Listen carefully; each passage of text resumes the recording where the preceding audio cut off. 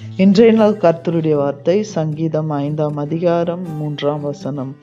கர்த்தாவே, காலையிலே என் சத்தத்தை கேட்டருளுவீர். காலையிலே உமக்கு நேரே வந்து ஆயத்தமாய் காத்திருப்பேன். நாம் தேவ பிள்ளைகளை, இந்த காலை வேளையில கர்த்தருடைய சமூகத்தில் யாரெல்லாம் ஆயத்தமாய் காத்திருக்கிறீர்களோ, ஆண்டவர் உங்களுடைய சத்தத்தையும் அவர் கேட்க வல்லவராயிருக்கிறார். தாவீதினுடைய ஜெபம் இப்படி கர்த்தரை பார்த்து ஜெபித்தது போல நாமும் இந்த வேலையில எதுக்கெல்லாம் ஆண்டவரை நோக்கி விண்ணப்பித்து ஜெபிக்கிறோமோ அந்த ஜெபத்திற்கு அவர் பதில் தருகிறவராயிருக்கிறார். அதே அதிகாரத்துல பார்க்கிறோம்.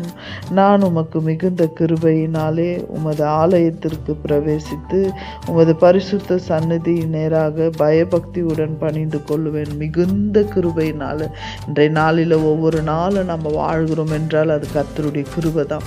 அந்த கிருபை தான் நம்மளை நடத்தி கொண்டு இருக்கிறது. அந்த கிருபை தான் நம்மளை தாங்குகிறது. அந்த கிருபை தான் நம்மளை ஏந்தி கொண்டிருக்கிறது. உங்கள் துக்கம் தேவன் சந்தோஷமாய் மாற்ற வல்லவராயிருக்கிறார். உங்களுடைய அழுகையை அவர் மாற்றி ஆனந்தமாய் உங்களை நடத்த அவர் வல்லவராயிருக்கிறார்.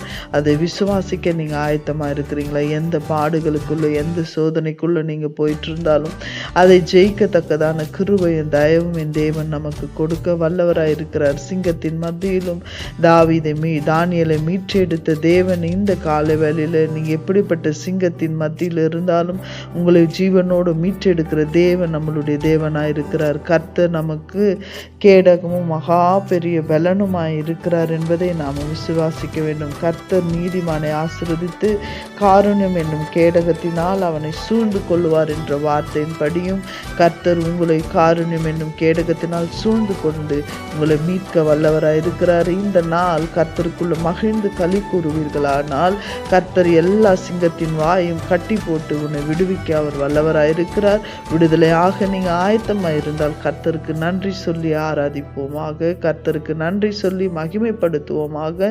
ஸ்தோத்திர பலிகளை கர்த்தருக்கு இந்த நாளில முழு இருதயத்தோடு நாம் செலுத்துவோமாக. அப்படி செய்கிற உங்களை கர்த்தர் ஆசீர்வதிக்க வல்லவராயிருக்கிறார், மீட்க வல்லவராயிருக்கிறார். God bless you.